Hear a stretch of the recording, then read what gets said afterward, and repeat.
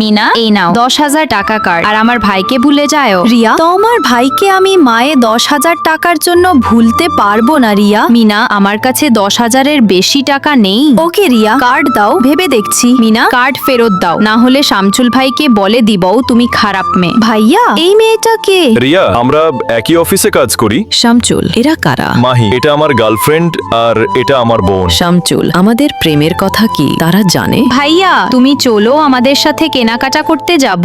আরে মেয়েটাকে তো ক্ষেতের মতো লাগছে। এই আপু, আমার ভাবিকে নিয়ে বাজে মন্তব্য করা বন্ধ করো। তারপর শামচুল মিনার জন্য কোল্ড কফি আনলে। মাহি খেতে শুরু করে।